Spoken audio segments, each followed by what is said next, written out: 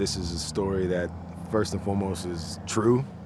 And I mean, on the more selfish level, I always wanted to play a soldier at the very least. And then, you know, obviously knowing that Chris Hemsworth and Michael Shannon were attached to the people that I really look up to in the industry, and then Jerry Bruckheimer, it was a no-brainer. And then again, reading the script and it being so, so visceral, it was a no-brainer. Ben Milo is Chicago bred. He's the demo man. He's the weapons guy with a heart of gold. He's the big burly man, but then underneath, obviously, he has this tender spot, and you see that with his relationship with one of the kids and the indigenous kids. And yeah, man, he's just the guy that everybody looks to for that that heartwarming moment.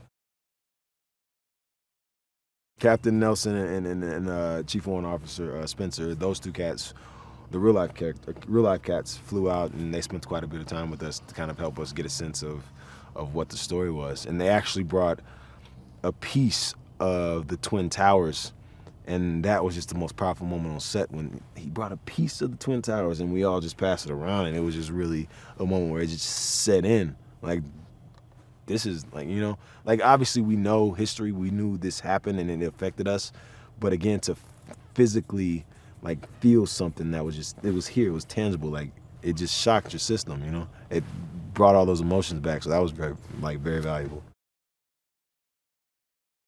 He's a very visual director, which is incredible. And so the first meeting I had with him, Riley, was very emphatic about explosions and the colors and the vibrance of the war and the blood and all these very visual things, and obviously telling the story the way it was, but staying as true to the real story and the real material as possible, which is the most important thing to me. Sticking to the book as best we can to tell these people's story, the true story of true human beings, and he was really emphatic about that, and for me that was everything, because again, if you're telling the true story, tell it truthfully. Hey, Vali here. Okay, so a lot goes on behind the scenes while making a movie, and sometimes things get out of hand.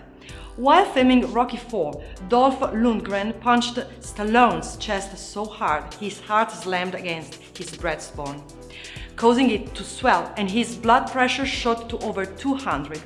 Filming was halted as Stallone was flown into intensive care for 8 days.